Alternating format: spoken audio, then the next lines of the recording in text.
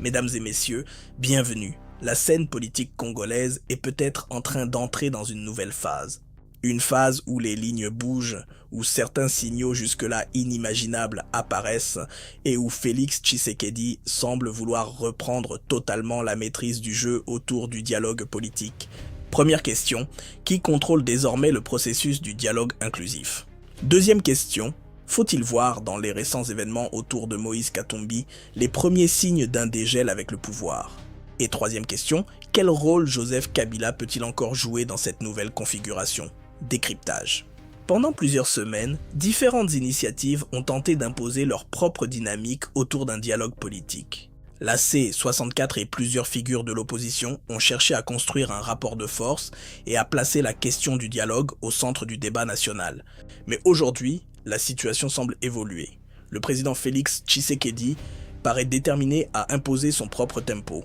En clair, le pouvoir ne veut pas donner l'impression qu'un calendrier, un format ou une liste de participants lui serait imposé de l'extérieur. C'est désormais autour de la présidence que devraient se décider les paramètres essentiels, quand discuter, où discuter, avec qui et sur quelle base. Si cette stratégie se confirme, Tshisekedi aura réussi une opération politique importante, reprendre l'initiative. Au lieu de répondre au calendrier de ses adversaires, il chercherait à installer le sien. Et cette bataille du calendrier est loin d'être secondaire. En politique, celui qui fixe l'agenda dispose souvent d'un avantage considérable sur ceux qui doivent simplement y réagir. C'est ici que la situation devient particulièrement intéressante. Les démarches de la C64 avaient contribué à remettre fortement la question du dialogue sur la table. Mais entre divergences internes, stratégies différentes au sein de l'opposition et initiatives parallèles, la dynamique initiale semble aujourd'hui moins évidente. Le pouvoir peut donc tenter de récupérer politiquement le thème du dialogue tout en refusant d'en abandonner la direction. Autrement dit, oui au dialogue, mais pas nécessairement au dialogue conçu par l'opposition. Cette distinction est fondamentale, car Félix Tshisekedi peut ainsi se présenter comme ouvert à la discussion tout en conservant la maîtrise des conditions politiques du processus. Mais une question demeure, jusqu'où ira cette ouverture? Et surtout, quelles personnalités seront considérées comme des interlocuteurs acceptables? C'est précisément ici que le dossier Katumbi devient particulièrement intéressant. Depuis quelques jours, deux événements attirent l'attention. D'abord, Olivier Kamitatu, porte-parole et proche collaborateur de Moïse Katumbi, a récupéré son passeport. Ensuite, Katebe Katoto, frère aîné de Moïse Katumbi, est revenu au Katanga. Pris séparément, chacun de ces événements peut avoir une explication individuelle. Mais leur concomitance, dans une période où la question du dialogue revient au premier plan, nourrit inévitablement les interrogations. Sommes-nous devant de simples coïncidences? Ou assistons-nous aux premiers signes d'une décrispation entre le pouvoir et le camp Katumbi? Pour le moment, il faut être extrêmement prudent. Aucune annonce officielle ne permet d'affirmer qu'un accord politique aurait été conclu entre Félix Tshisekedi et Moïse Katumbi. Il serait donc prématuré de parler de deal. Mais en politique, certains gestes peuvent être significatifs avant même qu'une négociation soit rendue publique. Pourquoi? Parce que Kamitatu n'est pas une personnalité périphérique dans l'entourage de Moïse Katumbi. Il est l'une des figures politiques les plus visibles de son camp. Le fait qu'il puisse désormais disposer de son passeport peut contribuer à réduire les tensions et à faciliter ses déplacements.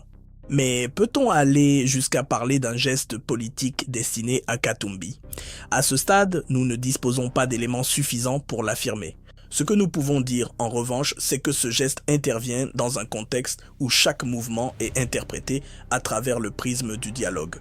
Et lorsqu'un climat politique commence à se détendre, les premiers indices ne prennent pas toujours la forme d'une grande déclaration publique. Ils peuvent apparaître progressivement. Une restriction levée, un déplacement rendu possible, un contact renoué, puis éventuellement une rencontre. Deuxième élément, Katebe Katoto.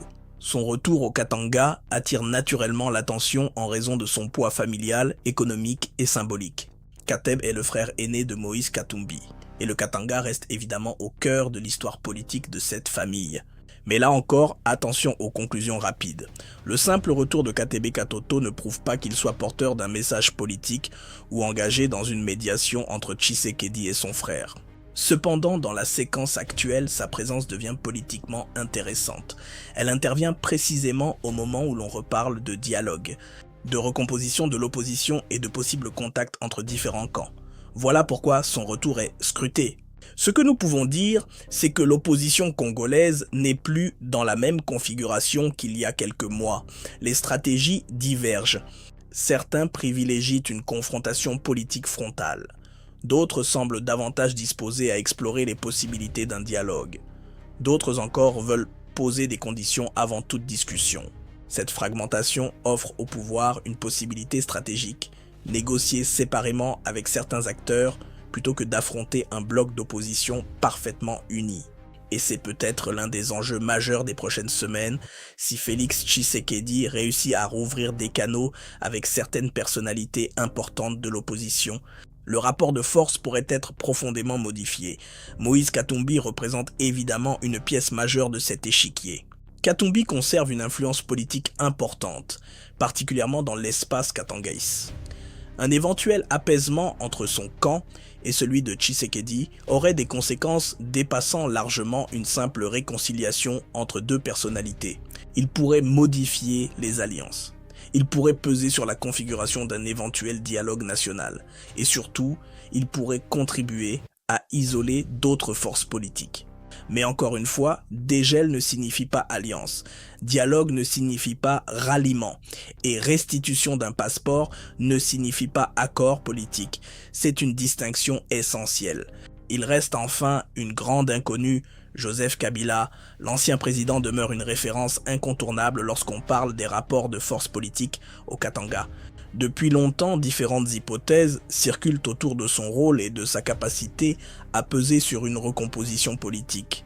Mais si des canaux venaient réellement à se rouvrir entre Tshisekedi et le camp Katumbi, une nouvelle question se poserait. Quelle place resterait-il pour Kabila dans cette configuration ? Certains acteurs pourraient-ils considérer qu'il faut désormais rechercher d'autres équilibres plutôt que d'attendre une recomposition organisée autour de l'ancien président ? C'est une hypothèse, pas encore une certitude, mais c'est précisément ce qui rend cette séquence intéressante.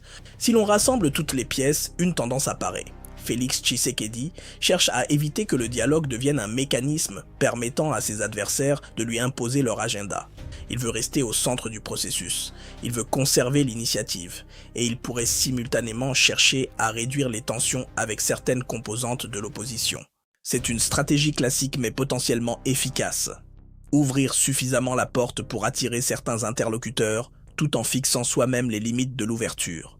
Reste maintenant à savoir si Moïse Katumbi acceptera d'entrer dans cette dynamique, car le véritable signal politique ne sera probablement pas le retour de KTB Katoto.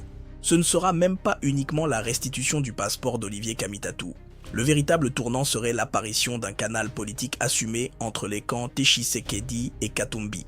Et si demain une rencontre, une médiation ou un échange officiel venait à être confirmé, alors nous pourrions réellement parler d'un changement majeur. Pour l'instant, plusieurs signaux existent, mais le puzzle n'est pas encore complet. Une chose paraît néanmoins claire, le jeu politique congolais est de nouveau en mouvement.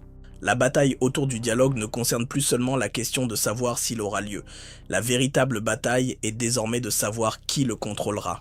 Qui y participera et surtout quelles nouvelles alliances pourraient en sortir. Tshisekedi impose-t-il définitivement son tempo? Katumbi et le pouvoir préparent-ils un rapprochement?